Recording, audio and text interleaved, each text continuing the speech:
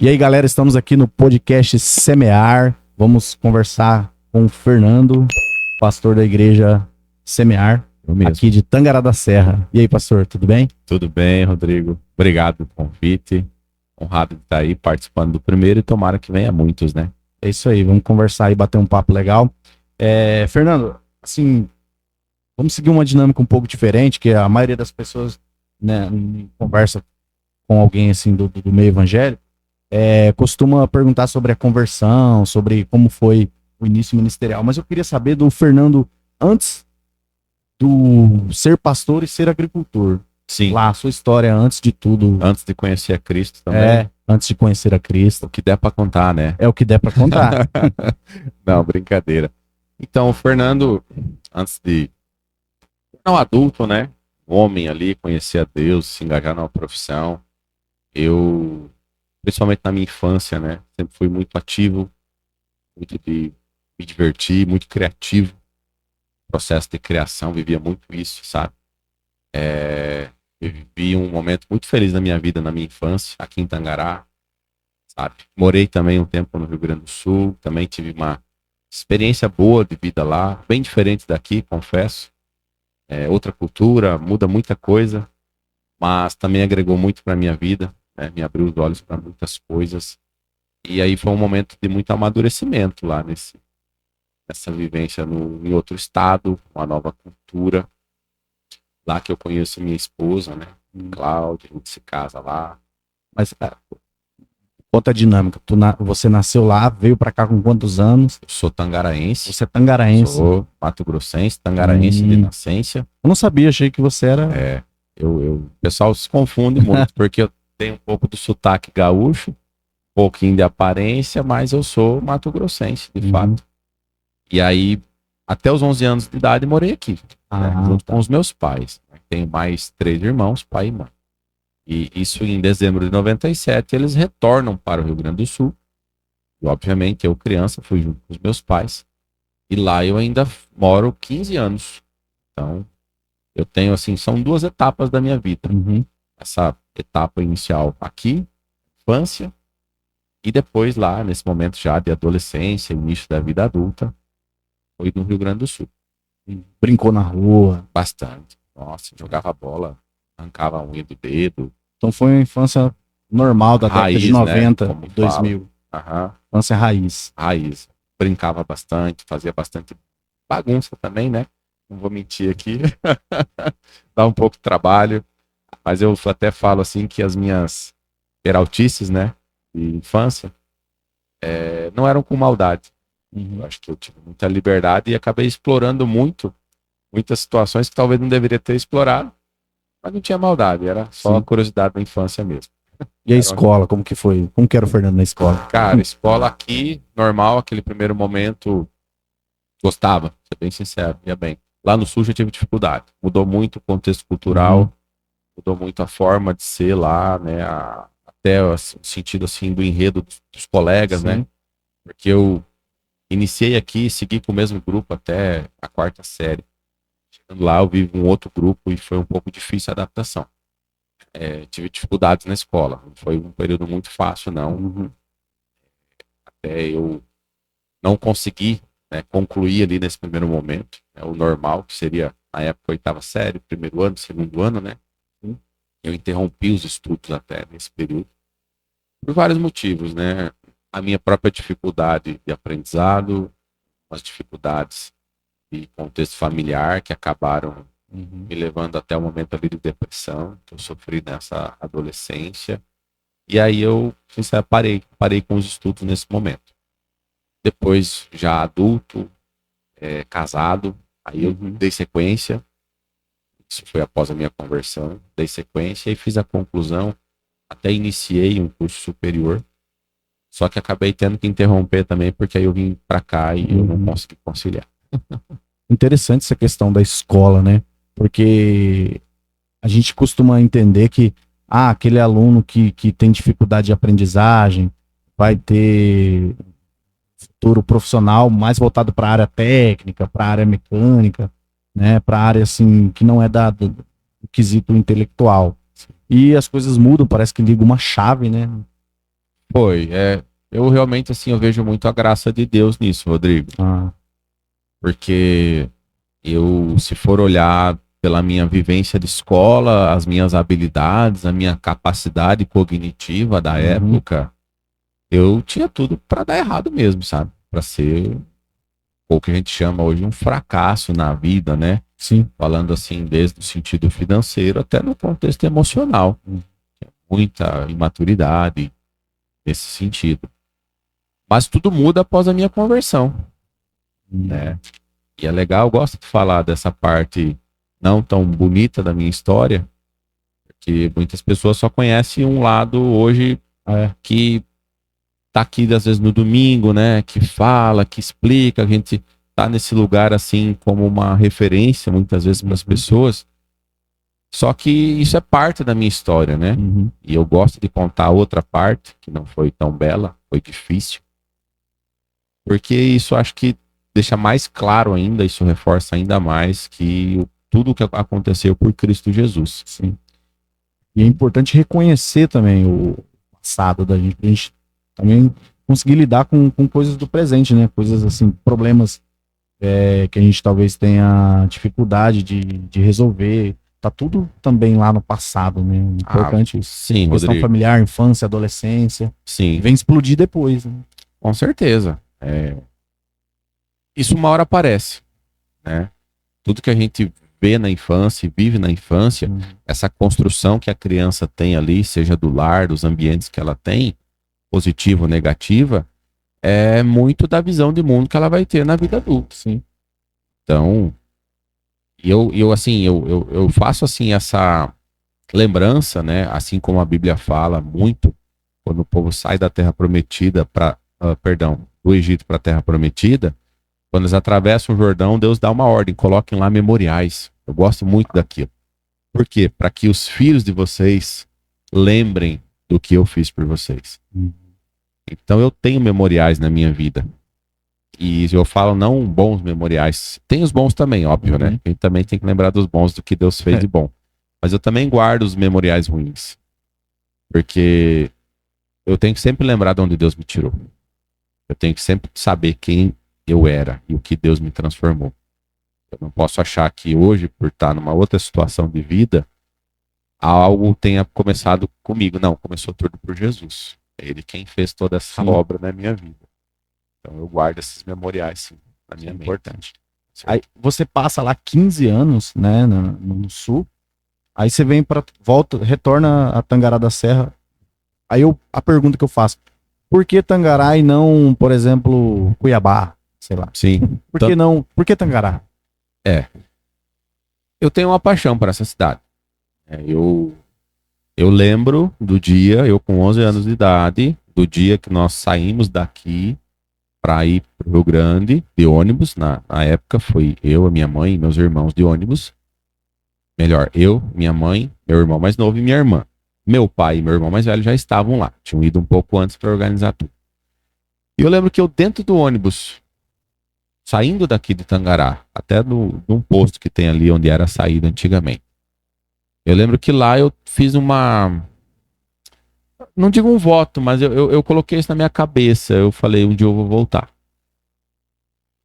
Eu coloquei, eu criei assim, eu falei, eu determinei isso, cara, um dia eu vou voltar. Sempre foi um desejo meu voltar para cá. Gostei do Rio Grande do Sul? Gostei. Aprendi muita coisa? Aprendi. Mas é um lugar que sempre me chamou muita atenção, essa cidade. E desde a saída eu quis voltar. Tu poderia ter ido para Sinop, capital do Nortão. Poderia e tentei ir para muitos lugares. Vou ser bem franco com você. Onde eu morava lá, no Rio Grande, era um lugar que, para mim e para minha esposa, no momento, não era um lugar que nos dava oportunidades. E nós buscamos, muitas vezes, em muitos lugares, sair de lá. E, inclusive, até tentamos vir para cá antes. Só que o legal dessa parte da história é que eu lembro que nós saímos do sul, é longe, são 2.300 quilômetros. Chegamos aqui com uma ideia inicial, que a gente já veio meio que para sondar a terra, né? Minha esposa já não conhecia muito aqui, diferente de mim, que morei. E a gente veio com o seguinte plano: vamos ficar uma semana em Tangará, vamos conhecer tudo, ver como é que está, ver o teu campo de trabalho, o meu, para a gente já deixar a coisa meio organizada que a gente queria vir. Sim. Nós chegamos aqui fim de tarde, dormimos no hotel, pela manhã eu saí sondar uma coisa, minha esposa saiu sondar outra. Nós nos encontramos por almoço e eu lembro forte dessa cena quando ela muito incomodada, eu vi que ela não estava bem e eu falei: Cláudia, eu não sei, tá alguma coisa muito estranha aqui, não tô me sentindo bem, não tô me sentindo em paz. Aí ela disse assim: Fernando, eu não tô em paz, tá alguma coisa muito estranha e eu não quis te falar porque eu sei que é teu sonho vir pra cá, mas eu não tô bem. Eu falei: eu também não tô. Nós almoçamos, pegamos as malas e voltamos embora para o Rio Grande do Sul. Nós ficamos meio-dia aqui. E aí nós voltamos assim, tristes, um pouco frustrados, porque era um sonho nosso vir para cá. E a gente não teve paz nenhuma de estar aqui. Meu Deus. Foi? Interessante. Foi, e aí isso gerou uma certa crise em nós. Falei: puxa, então não é mais Tangará. Né? Porque a gente não teve paz. Passado muito tempo, a gente entendeu que não era aquele o momento de vir para cá. Então, isso nos ensina muitas coisas que Deus às vezes, né, não às vezes, mas Deus coloca às vezes intenções do coração dele em nós e nos direciona para tais situações, perdão. Só que a gente também precisa aprender diante disso, discernir o tempo em que Deus vai executar o plano. Entende? E a gente aprendeu essa lição um pouco dessa forma. Eu conheci amigos com chamadas incríveis que abandonaram tudo e foram encarar a chamada incrível que Deus tinha entregado, e eu acreditava nisso, e eles não se deram bem. Mas não é porque Deus não tinha, não era o tempo. Exato. Né? Faltava um pouco de preparo, de maturidade para alcançar aquilo. Sim. Inclusive até no livro que a gente está lendo agora, do Clube do Livro, que é maturidade para poder alcançar a herança, né? Do Luciano Subirá, fala sobre nós somos filhos, temos a herança, mas é necessário a maturidade para poder alcançar aquilo. Perfeito. E assim, eu acreditava que essas pessoas tinham chamadas incríveis. Sim. Mas a emoção, o tempo, errou o tempo e... Exato. E é assim, não foi legal o que aconteceu depois, porque não teve talvez estrutura para poder dar um suporte ali, né? Ensinar e estruturar. A história de Moisés ensina um pouco disso, né? Ele tinha já a promessa de ser um libertador, ele tinha isso no coração, de ser o libertador do povo. De início ele tenta fazer com a força dele, né? E ele acaba cometendo um assassinato. Então ele passa por todo aquele processo que a gente sabe e depois volta de fato pronto para cumprir o propósito. E daí quando ele tá lá para cumprir o propósito, ele dizia: Deus, não, eu não quero, eu não tô capacitado. Então é umas coisas que Deus acaba fazendo com a gente para que mais uma vez ele seja glorificado no fim, né? Aí você estava falando que vocês voltaram pro sul, ficaram meio-dia aqui apenas. Meio-dia. Aí quando que vocês voltaram para cá? Como que foi? Aí não voltamos, né? Aí ficamos lá, apesar que ainda tinha esse desejo de vir, né? E deu tudo errado para vir para cá, tudo errado. Todo o nosso plano caiu por terra, né? E isso só foi possível vir para cá quando realmente Deus quis e da forma que Deus quis. Porque eu tentei por várias vezes vir e fiquei insistindo, mesmo com essa falta de paz nesse primeiro momento. Até que um momento Deus mudou toda a circunstância e a gente teve paz, e não só eu e a Cláudia, mas a minha família lá na época, meu pai, minha mãe.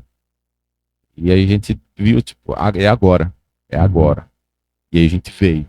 Aí nós viemos para cá, então, em abril de 2013. Foi quando nós viemos morar para cá. Eu e a Cláudia, sozinhos, né? Sozinhos eu e ela, né? Aí chegamos aqui. Eu nunca tive essa experiência de sair de uma cidade e morar em outra. Como que é, assim, queimar os barcos? Porque você não podia pensar, não deu certo, vou voltar. Cara, assim, depois de abrir mão de muita coisa. Envolve muita coisa, de fato. Eu falo pra ti que no primeiro momento a gente fica, puxa, se não der certo eu volto. Mas aí você para e olha, tá, mas eu volto pra onde? Eu volto pra quê? Porque não tinha nada, né? Então, Ia voltar pra morar com o pai e com a mãe, casado? Não era uma alternativa, né? Uhum. E aí chegar aqui, aí tem a questão do ego também. Eu não vou falar que isso não É. existe, porque você não quer voltar pra trás e dizer que não deu certo, né? Você quer Ninguém quer fazer dar perder, né? certo. Não, você quer fazer dar certo, né? Então chegamos aqui, cara, é um desafio, porque por mais que eu nasci aqui, Tangará transformou todo esse período. Eu já não conhecia mais nada, não conhecia ninguém. A Cláudia foi muito guerreira nesse período, porque ela nunca morou longe, assim. Ela já estudou fora, mas estava perto da família. Aqui não tinha ninguém. Era eu e ela. E eu saía cedo para trabalhar, voltava de noite, ela ficava sozinha. Então ela foi muito guerreira em aguentar isso, sabe? Entendi. E eu tinha uma grande preocupação com a vida dela. Poxa, será que minha esposa vai ficar bem aqui? Como é que ela vai se adaptar, né? Para mim era mais fácil. E eu tinha preocupação com ela. E foi assim muito rápida a adaptação dela. Ela também logo amou a cidade, se identificou. E eu outras vezes já brinquei com ela. Ela não conhecia aqui. De passeio, sim. Só de Tínhamos passeio, vindo né? essa vez anterior e uma Uhum. outra vez, se eu não me engano. E eu brinquei com ela, falava, ei, Cláudio, vamos voltar pro sul um dia? Ela diz, ó, vai você, eu fico, eu não vou mais embora, não. Isso me ajudou, me ajudou. Ah, Eu sim. acho que se ela não tivesse sido madura, Aham. essa mulher de Deus que ela é, nesse momento, eu acho que eu não teria estabilidade para permanecer aqui. Para mim era um critério, na verdade, ter a Sim. minha esposa feliz, antes de qualquer coisa. É porque a gente tem também algumas situações em que a gente vê Moisés, né? O cara passa por cima de tudo Então, para fazer algo em nome de Deus, né? E perde a família, né? Perde os filhos e tal. Acho que tem que estar em conjunto, né? sim, Uma é uma decisão coisa. mútua, né? Sim, e ela veio de acordo, ela desejava vir. E eu nunca sacrificaria minha família, ela na época só, Sim. por nada. Então, Deus também me agraciou nisso, que foi muito fácil para ela adaptar. Assim, uma curiosidade também é em relação à conversão. Na minha opinião, cara, a conversão do crente é o ponto de partida, assim, porque é o que marca a gente. Hoje cedo tava em casa orando, falando com Jesus, e eu falei com Jesus assim, falei, eu lembro o primeiro dia que você me olhou, e eu te olhei, cara, e já era, Pegou, né? pegou. Então, assim, eu lembro o primeiro dia que Jesus me viu, e eu falo com meu filho, ele não sei, eu acho que ele não entende, né? Mas eu falo pra ele assim, ó, seus pais são cristãos e você vai na igreja. Você ainda não viu Jesus. Mas o dia que ele te vê e você vê ele, já era. Tua vida vai mudar pra sempre. Então, como que foi assim, quando Jesus te viu, você viu ele e mudou pra sempre? Claro que não muda de um dia pra noite, é um processo, mas muda. esse encontro inicial, como que foi a sua conversão assim, com Cristo? Eu, antes de conhecer a Cristo, eu era um bom religioso. Bom mesmo. Eu ia 2 vezes na semana, na igreja, né? São os mais difíceis, né? Ah, com certeza, né? Porque você tem todos os álibis para dizer para Deus que você não precisa mudar de vida, né? Eu até falo isso porque lá onde nós morávamos eu era em partes reconhecido como um bom garoto, né? Era um mais novo, então eu era entre o grupo que eu convivia, eles falavam, não, o Fernando é o mais cabeça. Então isso tudo era muito motivo de orgulho, do orgulho ruim, né? Sim. Porque eu era o cabeça, eu ia na igreja. Só que, cara, eu sei que dentro de mim era Precisa de Jesus, né? Você já tá certo, né? Só que dentro de mim era uma podridão só, Correto. sabe? Uhum. Eu era um bom moralista, na verdade. E até que eu, de fato, tenho uma experiência com Cristo, né? Até que ele me pega, né? E aí é diferente, né? Porque eu não fui até ele me encontrou. E ele sempre nos encontra, né? É assim que tudo começa. E eu tive a minha primeira experiência com Cristo no meu quarto, sozinho assistindo televisão, vendo um padre pregando. E aquele padre fala de uma forma tão forte que eu caio no chão ali, recebo o Espírito Santo sozinho no meu quarto. E foi uma sensação muito forte, eu não sei descrever direito, porque ao mesmo tempo que eu via como se fosse um filme passando na minha frente, eu via os meus pecados, sabe?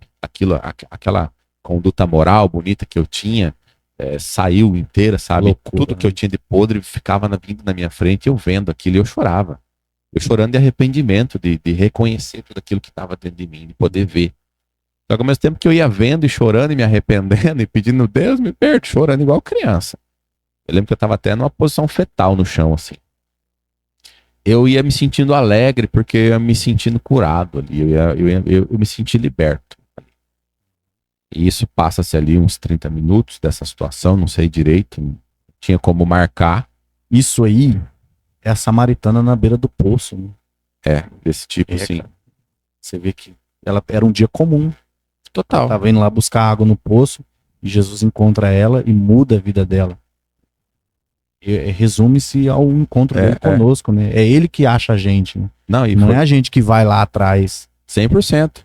E foi tão louco que um pouco antes disso acontecer, sabe o que estava acontecendo? Eu já estava num relacionamento com a Cláudia, estava namorando na época, bem no início ainda, e eu fui deixar ela na igreja. Já tinha internet naquela época? Tinha, MSN. Falava muito pelo MSN na época. Você é do Orkut? Tio Orkut. Orkut, Mas o MSN era o auge, né? Os caras revelando a idade aí. Faz um tempinho, né, irmão? E eu fui deixar ela na igreja nesse dia, à noite, de tardinha. E ela me convida pra entrar, e eu orgulhoso falei, não vou. E ela ficou, não gostou, ela ficou muito chateada comigo. E eu fui pra casa. Então, olha a minha postura, orgulhosa, eu não quis nem ir na igreja, cara.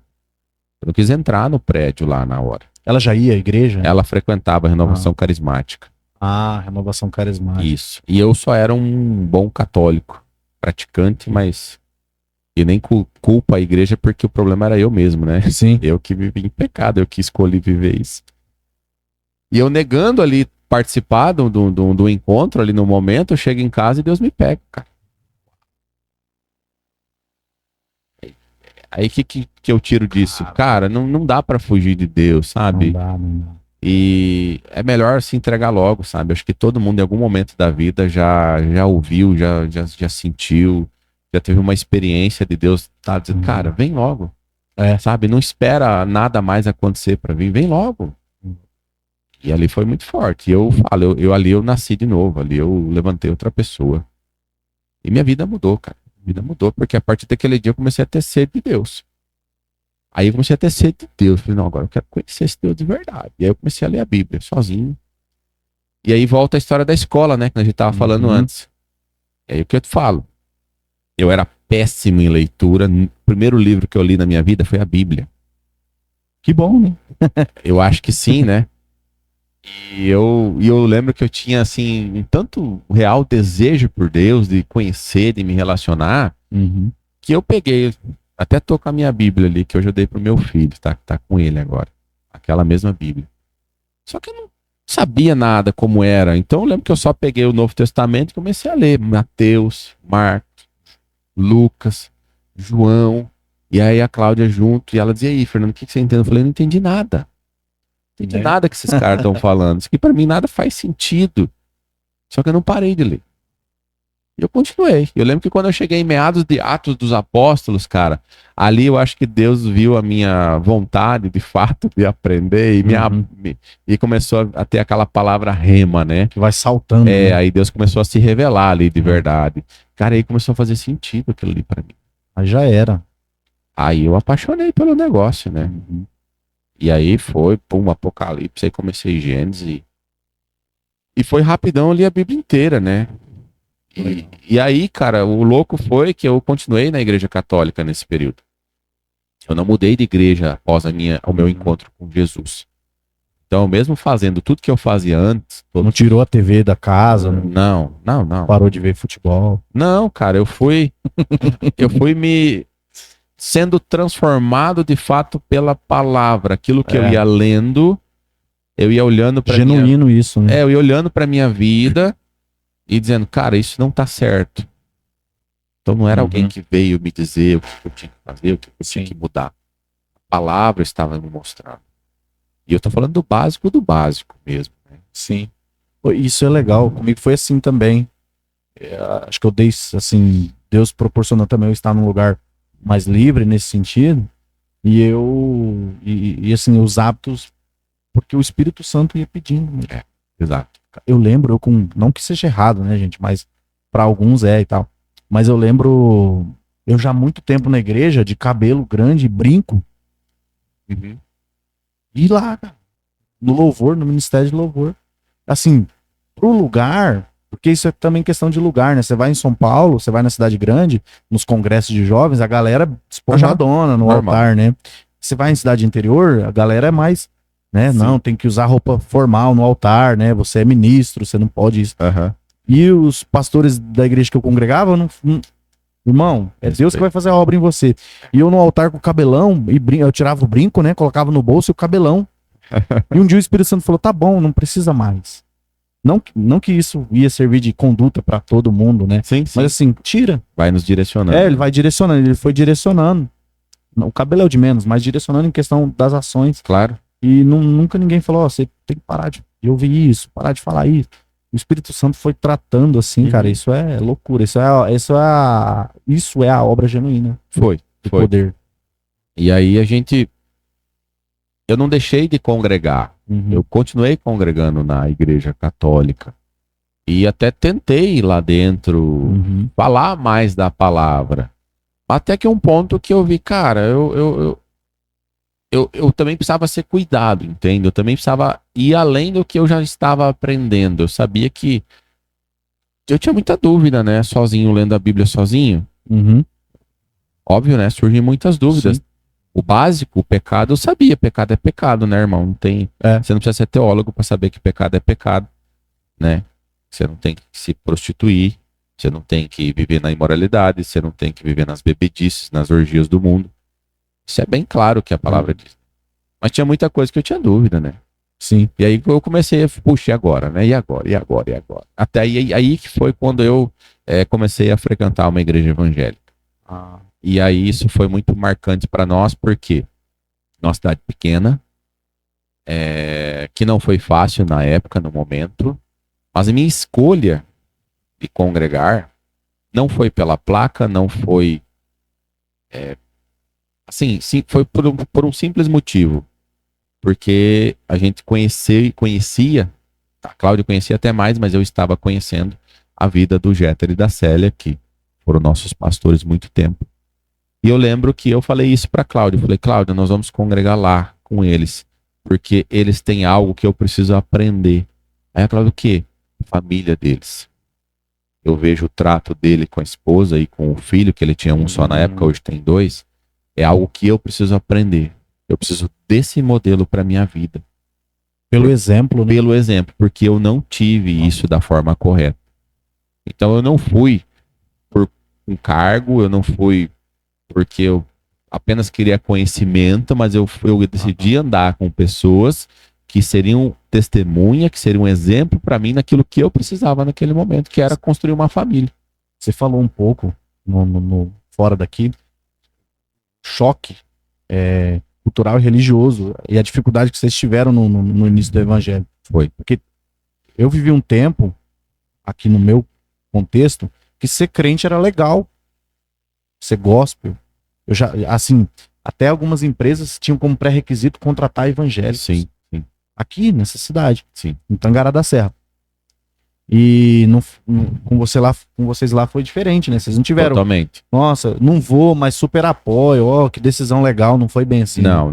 Totalmente diferente. Eu já conto essa parte, só para você entender como foi um choque cultural chegar em Tangará, nós já evangélicos, consolidados, cristãos.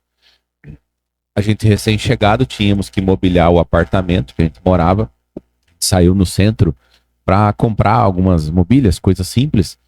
E eu nunca esqueço, eu e a Cláudia, dessa cena, a gente caminhando na avenida num sábado de manhã, que foi a época, o dia que sobrou, porque estava trabalhando bastante, e tocando em frente a uma daquelas lojas de imóveis que tem ali, música evangélica. Eu lembro que eu e a Cláudia, a gente parou no meio da rua, nós dois de mão, assim, nós paramos, assim, olhamos um pro outro. Aí, é música evangélica mesmo que tá tocando? Ela disse: Fernando. Eu falei: caramba, o povo que toca música assim no centro da cidade. E a gente ficou ali pasmo. A gente ficou, nossa, eu falei, E a gente saiu tão feliz, eu falei, meu Deus, que cidade é essa, cara? Que o povo Fernandinho toca... vem na Expo Serra. que o povo toca música evangélica no centro, em frente a uma loja. Porque lá onde eu morei, nós morávamos, eu lembro de uma situação de um casal que eu conheci, um pouco distante, mas conheci, eles se converteram e tiveram que fechar o comércio. Porque ninguém mais foi. Então, eles nem tocavam música na frente, eles só se converteram. Então, esse era o contexto cultural. Isso é outro país, assim, se for ver, né? Era uma certa... Claro... Outro papo, né, cara? Total. Falando disso, eu nem consigo. Você realmente tinha que ter uma decisão de vida. Uhum. E pagar um certo preço para permanecer. Eu falo permanecer porque eu vi muita gente lá junto com a gente, ou próximo, entregar a vida para Cristo. Mas quando vinham essas perseguições, pelo contexto cultural, desistiram. Não foi um nem dois. E permanecer custou um preço inicial. Só que eu falo, Rodrigo, hoje, eu vejo isso hoje já de uma outra forma. Isso foi bom. Sabe? Foi bom. Porque isso fez a nossa fé crescer. Isso nos moldou, nos provou em muita coisa. Isso nos... É aquele fogo, sabe? Tá, vamos ver até onde você quer Deus de verdade. Você tá com interesse no negócio. Você tá querendo só resolver tua vida ou você quer servir a Cristo Jesus? E isso foi bom. Foi bom, eu falo que foi bom, nos ajudou. E a gente passou por um momento difícil? Sim, passou. Teve crítica, muita. Ninguém elogiou, ninguém concordou, foi totalmente todo mundo contrário. Né? Só que depois, quando eles viram que isso era verdadeiro, a conversa muda. A conversa muda. Que não era um fogo de palha, não foi uma empolgação. Foi uma escolha de uma aliança com Cristo, que é bem diferente. Eles viram Cristo através do que estava acontecendo. Demorou, a gente precisou ser moldado, precisou ser transformado primeiro, né? Eu acho que isso, às vezes, o novo crente, o neófito, ele erra nisso. Porque ele entrega a vida para Jesus hoje, ele quer amanhã ser reconhecido. E, cara, tudo bem, você entregou a vida para Jesus, isso é maravilhoso, isso é o começo de tudo. Mas você leva muito tempo para abrir mão da sua velha vida. Bastante. Para se tornar uma testemunha de Cristo Jesus. Processo, né? Muito, é um processo. E a crítica e a perseguição é parte do processo. Sim. E a obra, o pastoreio, assim. Eu sei que você tem uma visão um pouco diferente sobre pastorear e tal, mas como que foi? Por que diferente? Solta aí. Vai, não, quem sabe faz ao vivo. Não, porque, assim... Isso, você tem uma... Tinha que ter uma polêmica, Rodrigo. Uma polêmica? Ué. Não, porque assim, tô brincando, um dia a gente foi trocar ideia sobre... no discipulado de homem, a gente falando sobre o pastor e tal. E assim... A forma simples como você definiu e... eu não sei se vai soar polêmico isso. É só mais um irmão da igreja. Não que seja só mais um irmão, né? Sim, porque se não fosse através de você e da Cláudia, o ministério não estaria em pé e tal. Mas assim, não daquela forma de endeusar. Né, isso. Tem até a questão bíblica, né? Sobre a função, função, dom e tudo mais. Mas assim, como que começa a obra, né? Porque até então você era um novo convertido, né? O cristão. Agora você, como que começa a questão de você pastorear, fazer a obra de Deus? E fala um pouco da sua visão. Legal, vou falar da história e um pouco da visão sobre isso, pode ser? Em dois momentos? Pode ser. A história, cara, aí que tá. Eu nunca esperei alguém me chamar de pastor para fazer a obra de Deus. Entende? Como eu não vou falar que foi bom, porque eu posso aqui criar um precedente para as pessoas pegarem isso isoladamente e fazer coisa errada. Mas como eu li a Bíblia antes de ir para a igreja, e eu não estou falando que quem está ouvindo tem que agora só ler e depois ir, tá? Por favor. Então, faça os dois, né? Isso aconteceu comigo. Então o que eu vi de início foi um evangelho puro e simples. Fernando, qual que é o texto que mais te marcou no Novo Testamento? Mateus 28, ide por todo mundo, pregar o evangelho, batizando em nome do Pai, do Filho e do Espírito Santo. Eu ouvi aquilo ali, eu falei, cara, pronto, é isso que eu tenho que fazer. Amém. Né? Aí aqui já, né? Porque lá no Sul, servi muito a igreja lá na época, cara, foi maravilhoso, me ensinou muita coisa. Chegando aqui, aí a gente começa a obra de servir a Cristo. Como, Fernando? Pregando o evangelho. Então eu não comecei pregando o evangelho no púlpito.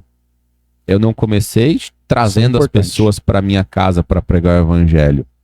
Eu comecei indo, na verdade o indo, né, como eu gosto do que o Rangel uma vez trouxe, Marcos fala, né, tem o id e tem o indo, né, Marcos fala indo. Então eu indo naquilo que eu fazia na minha rotina, eu pregando o evangelho. Continuidade, né, gerúndio. E eu ali pregando.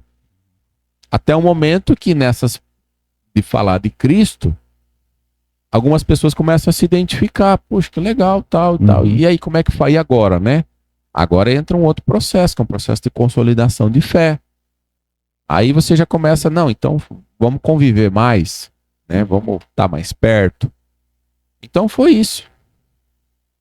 Esse é o início, né? E é por isso que eu não... Forte, cara. É simples e... exato, e é simples, né?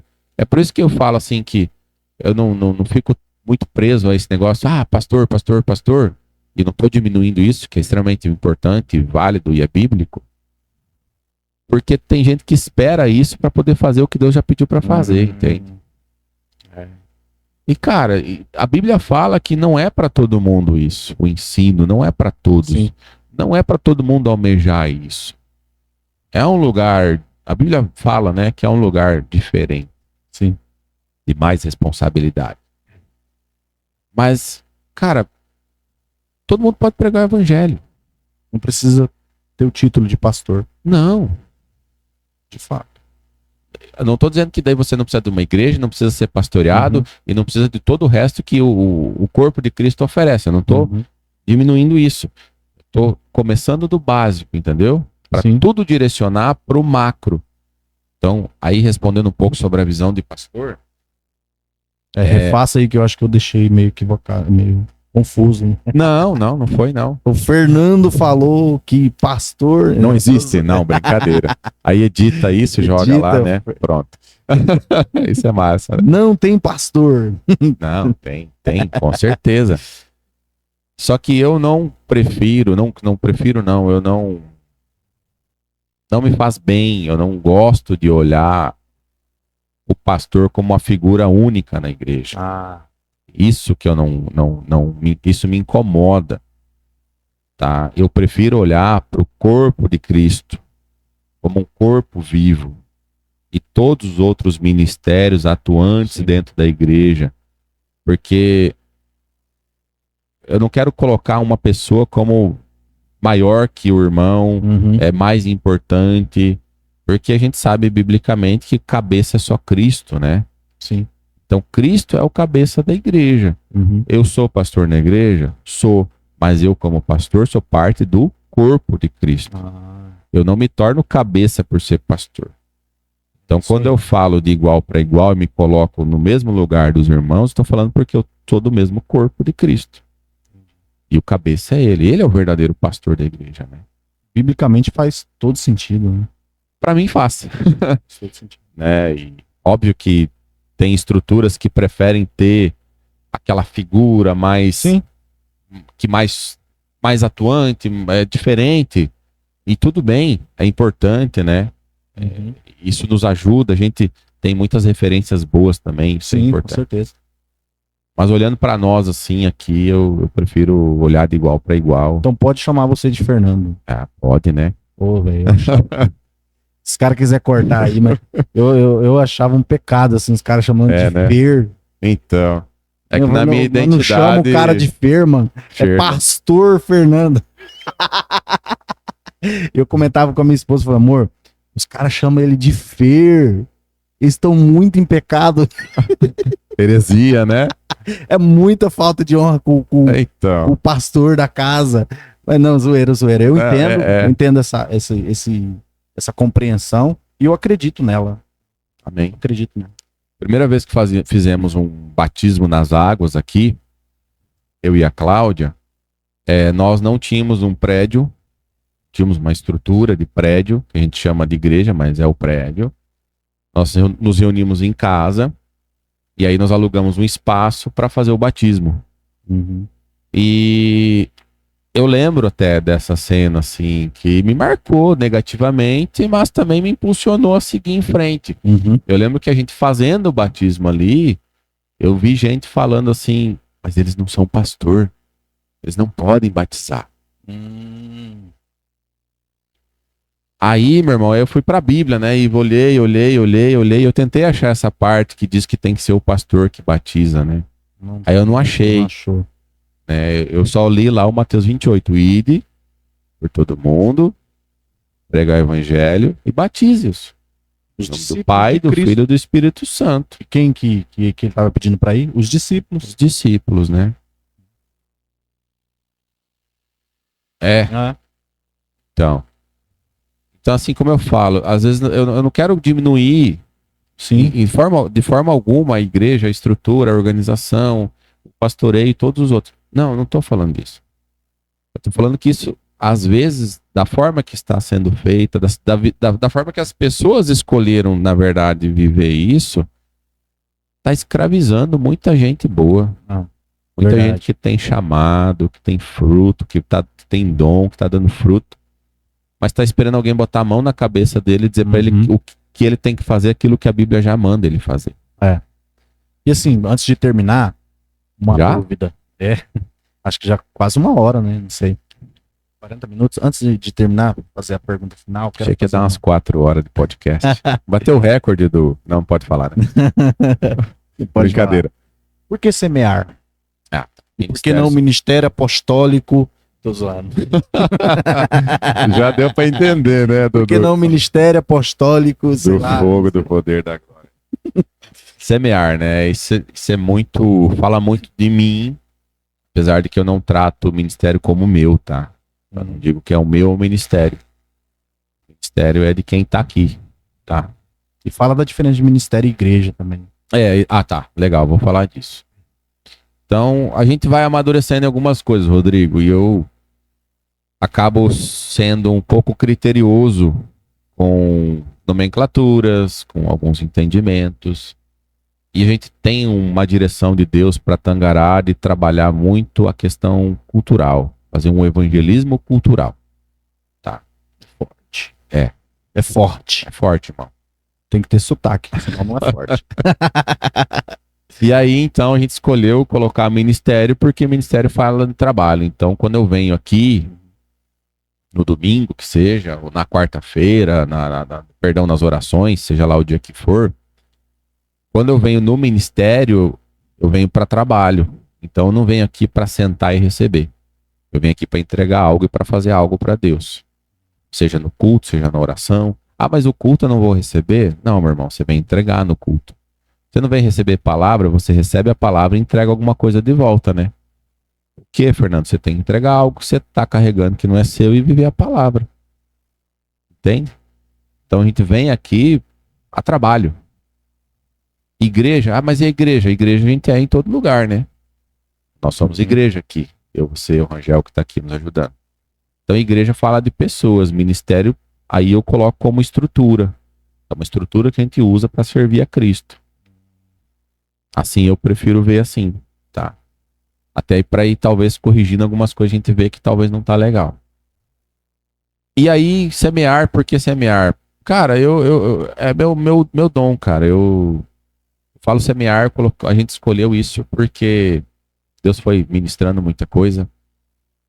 Eu não semear tenho... porque eu sou agricultor.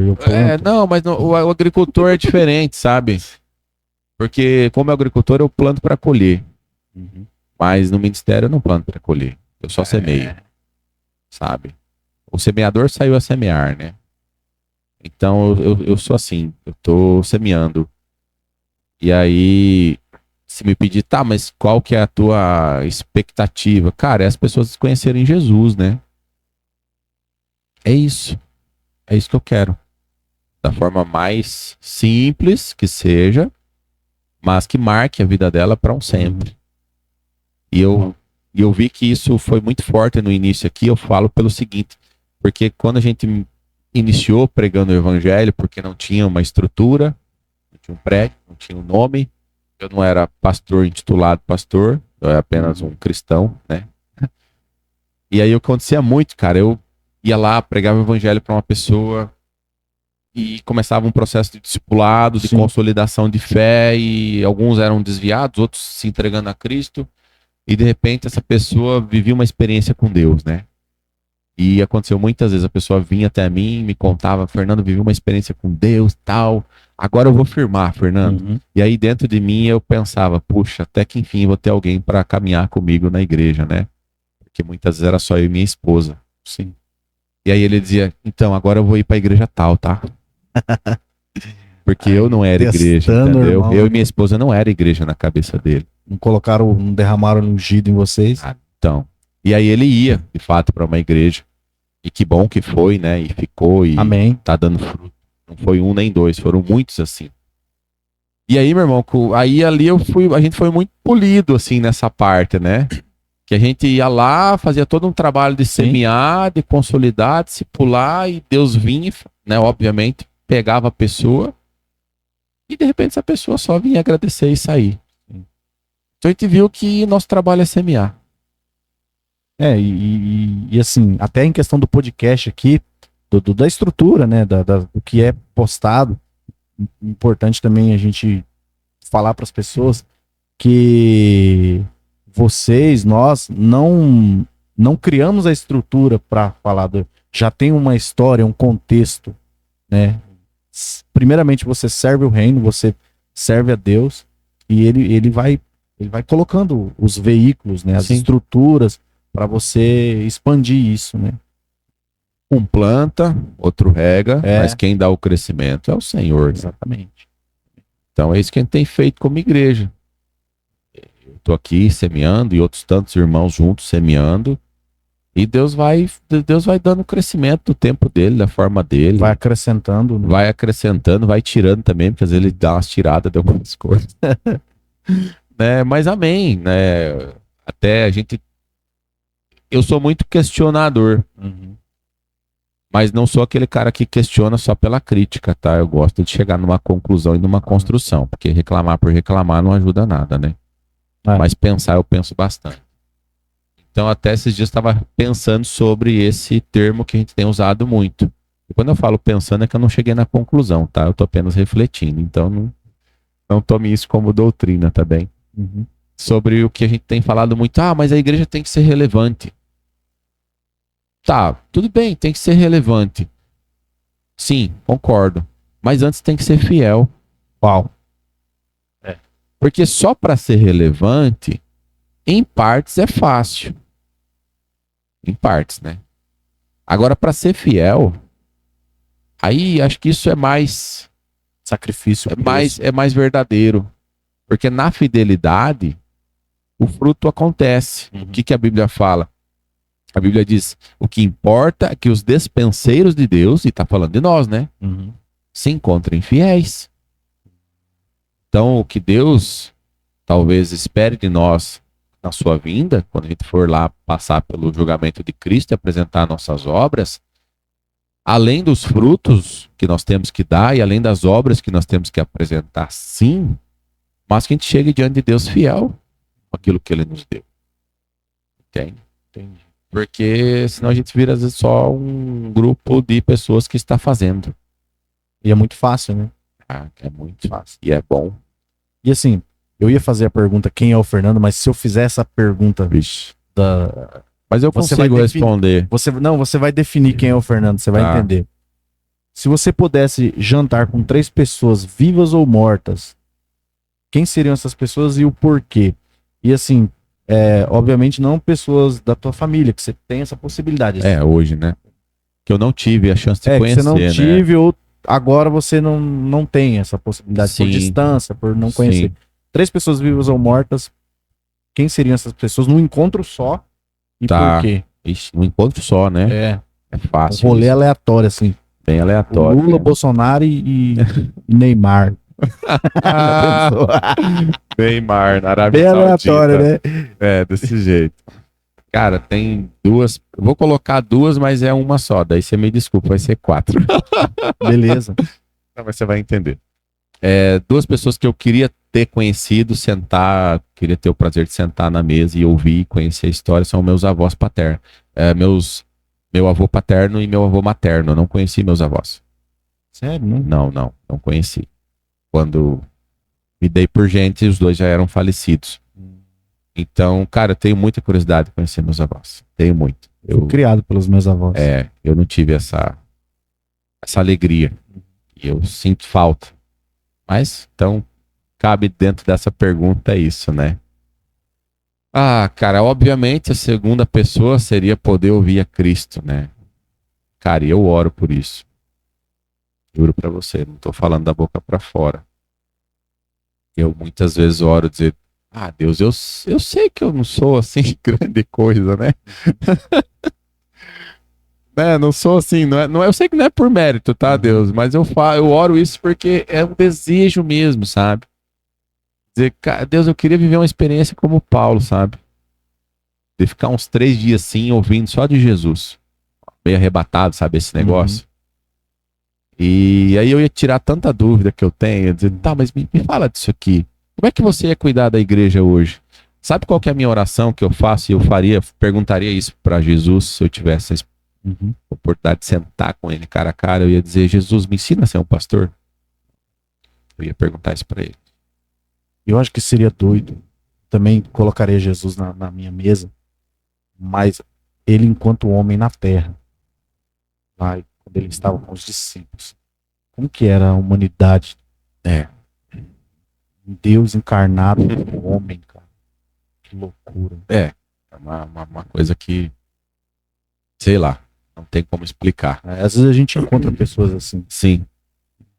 Cara, a terceira pessoa que eu gostaria de conhecer, de conversar. Cara, e agora boa pergunta, né? Eu não sei. Talvez outra pessoa da Bíblia. Talvez Abraão. Acho que talvez Abraão, porque Abraão, eu admiro ele, realmente ele é o pai da fé, óbvio, a Bíblia fala isso, mas ele, cara, numa época em que não se conhecia Deus, não se tinha informação de Deus, ele ouve uma voz e ele decide viver através de uma palavra. Uau. Então, eu queria sentar com ele e perguntar, Abraão, cara, como isso? Como que uma palavra mudou toda a tua vida e toda a tua vida mudou toda a nossa história, né? Eu perguntaria isso para ele. Imagina um choque cultural. Né? Tá. Eu vou falar 5 agora já. Lembrei outro. Virou 3. Eu gostaria de ter tido o prazer de conhecer meu sogro, pai da Cláudia. Eu não conheci. Quando eu comecei a namorar com a minha esposa, ele já tinha falecido. Sério? Ele faleceu muito novo, ele teve uma doença degenerativa grave. E eu realmente, eu gostaria muito de ter conhecido ele. Acho que eu vou tirar Abraão e deixar meu sogro Cláudio aqui. Uau. Cláudio, o nome dele? Cláudio. Gostaria de ter conversado com ele. Depois, reflita nas suas respostas e isso vai definir quem é você. Assim, um pouco, né? Não vai definir, mas diz um pouco sobre a gente isso. Sim. Quando eu tive que responder isso, cara, isso diz sobre mim. Com certeza. Tem a ver comigo. Tem. Eu tenho é importante pra mim, tem a ver com o que eu sou até agora. Eu tenho duas definições que estão ligadas a meu nome. Uma que Deus me deu e outra que faz referência a meu nome. E eu vou falar aqui, talvez dá para fechar e vai fazer sentido, porque a gente falou bastante da história, vai fazer sentido. A primeira definição que Deus me deu é redimido. Deus me trata como um redimido. A palavra, Fernando? Palavra, meu nome, redimido. O novo nome que Deus me deu. Entende? Quando Deus pega a gente e fala, agora eu vou te dar um novo nome. O meu é redimido. Que, como eu falei, eu sei de onde eu saí. E eu sei o que Cristo fez em mim. Então, eu sou esse cara. E o segundo, que já é uma interpretação mais literal do meu nome, é a seguinte frase, é uma frase que é assim, é um viajante que vem para trazer a paz. Então, eu vim para essa terra com esse intuito. Tu vê como duas definições é uma identidade e guia toda uma história, né? Um legado, né? Todo um legado. Legado divino, né? Que Isso Deus aí. estabeleceu. Obrigado, cara. Cara, obrigado você. Eu agradeço Valeu mesmo. pela conversa aí. Pessoal, inscrevam-se no canal, né? Dê like, compartilhem. Isso É aí. isso, esse aqui é o podcast Semear. Muito obrigado, Fernando, Valeu. pela conversa e pelo bate-papo. Até mais, Até a um abraço, próxima. galera. Abraço. Valeu. Obrigado.